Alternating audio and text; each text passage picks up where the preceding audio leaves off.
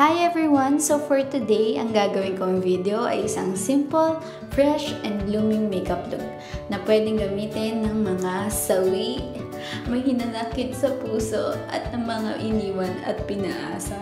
Para sa inyo to, girls! Yan! Enjoy watching, girls!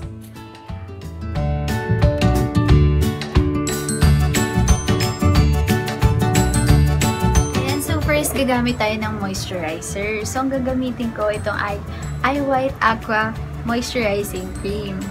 So, ayun, dapat kasi lagi lang tayong fresh at blooming, hindi dry. Parang love life mo, dry, nagbibitak-bitak. Di ba pangit nun?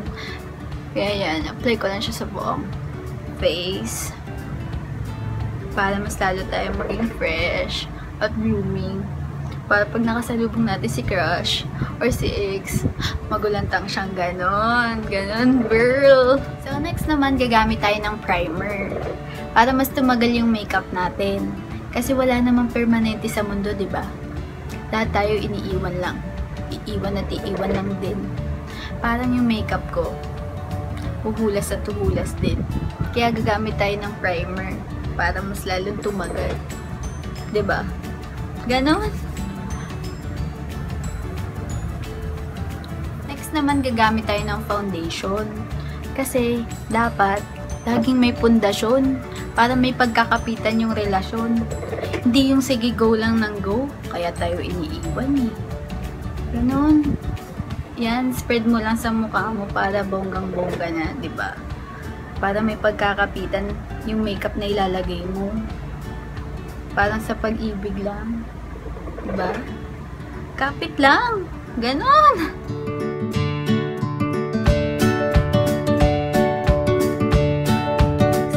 Gagamit tayo ng concealer para may tago natin lahat ng di ka nais-nais sa mukha natin. Mga imperfections, ganun. Para fresh din. Matago mo yung mga hinanakit mo sa nakaraan. Ganun. Tsaka parang yung feelings mo, tinatago mo, diba? Kaya ka nga nasasaktan, diba? Sakit na. Pero pinakaya mo pa rin. Salamat sa concealer. Di ba, be? Ganon. Next naman, isi-set natin siya with powder. Para magstay yung makeup mo. Para hindi ka iwanan. Di ba? Set mo lang siyang ganyan. Para magstay siya all day. Ganon. Next naman gagawin ko yung aking kilay. Kasi ang pangit naman kung wala tayong kilay, diba? Mukha tayong alien. Ayan. So, i-outline ko lang siyang ganon. Pero dapat pantay siya, ha?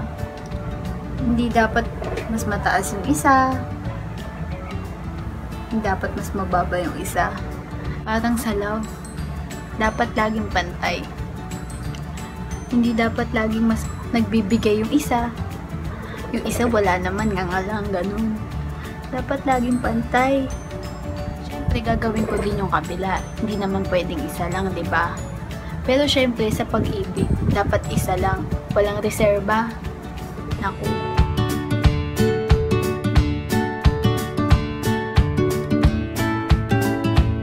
Ito naman yung pinaka-eye makeup natin. So, maglalagay lang ako ng konting shimmer dun sa aking case.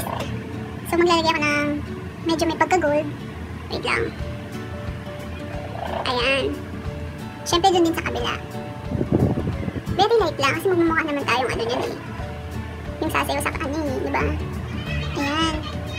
Oo, sige. Oo, sige, pupunta ako doon. So, naglagay lang ako ng konting gold sa aking eyes. I mean, sa aking crease. Para mas magmukhang buhay yung mata natin, ganun. Para pag nakita ka niya, sabihin niya, ay shucks, sayang, dapat di ko na lang siya iniwan. Ganun. Para blooming na blooming yung dating pag nakasalubong mo siya. Diba?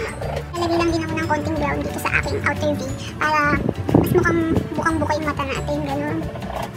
Konti lang. Para lang mas lalong ma-define yung ating mga mata. Para bonggang-bongga talaga siya pag nagkita kayo. Diba? Ganun. Siyempre, i-blend natin ng maayos kasi pangit naman, diba? Kung tsaka-tsaka niya. Mukha tayong na-black eye ng ganun. Ayusin mo lang. So, ay, may Ano na gagawin ko ay ang aking eyeliner. So, gagawa lang ako ng winged eyeliner na para mukha tayong fierce. Ganun. So, ganito lang. Gawa ka muna ng buntot. Medyo mahaba para mas mukhang nakakatakot. Ayan. Tapos, iko-connect mo lang. Ganun. Iko-connect mo lang, be. Connect lang. Manipis lang. Para hindi tayo mukhang, clown. Diba? Very light lang. Ayan, diba? Bongga. Tapos maglalagay din tayo ng konti. Dito sa baba. Diba? Gagawin ko din yan sa kabila. Pero wait lang. Mag-curl tayo ng lashes. Para bukang-buka yung mata natin. Diba? Para pag nagkita kayo, yung mata mo pwede mo idilat ng ganyan, ah. Ganyan. Siyempre yun sa kabila din. Ayan, diba? Bongga. next naman maglalagay tayo ng mascara. Dapat waterproof. Para pag nagkasalubong kayo, tapos nakita mo, may kasama na pala siyang bago. Pag umiyak ka, hindi mahuhulas ang makeup mo. Hindi ka magmumukhang narit doon. Ganun. Perfect lang. Ganun.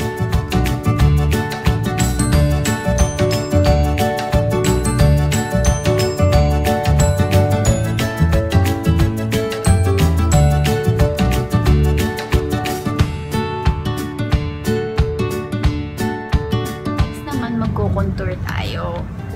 Ayan. Contour tayo. Para pag umanggulo kang ganyan, ganun, eh bonggang-bongga siya. 'Di ba?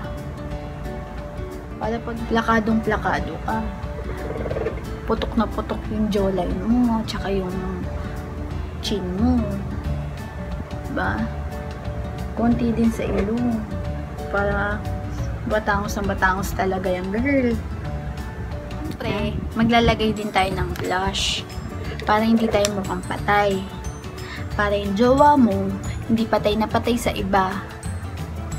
Buhay na buhay sa'yo. Ganun. Hingiti ka lang ganyan. Tapos spread mo na ng ganon. Para bonggang-bongga ka na dyan, girl. Yeah. Not the least ay ang ating lips. Ganon. So, syempre, first, ang ginagawa ko, ilalagyan ko muna siya ng powder. More. Ayan.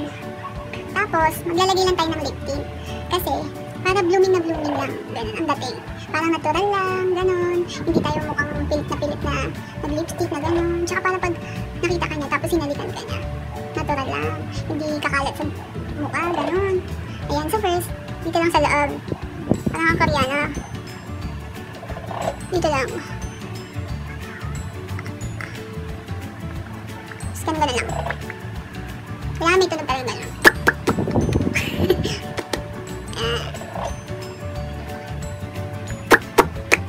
O, diba? Tap. Diba? Blooming na tayo. Ayan. So, tapos na po ang aking hugot makeup tutorial na magiging blooming ka. So, kung nagustuhan nyo tong aking video na ginawa, please like and subscribe and comment down below kung may papagawa pa kayo sa akin, kung may request kayo, or what. Ganon. Comment lang kayo sa baba. And, thank you so much for watching. See you in my next one. Bye! Bye! Bye! So, yan girls. Dapat lagi lang tayong fresh and blooming. Lalo-lalo na kung sinaktan tayo at pinaasa ng mga lalaking yan. Dapat lagi lang tayong maganda. Life is good. Happy-happy lang mga girl. Ganda lang. Pak! Ganun! Bye!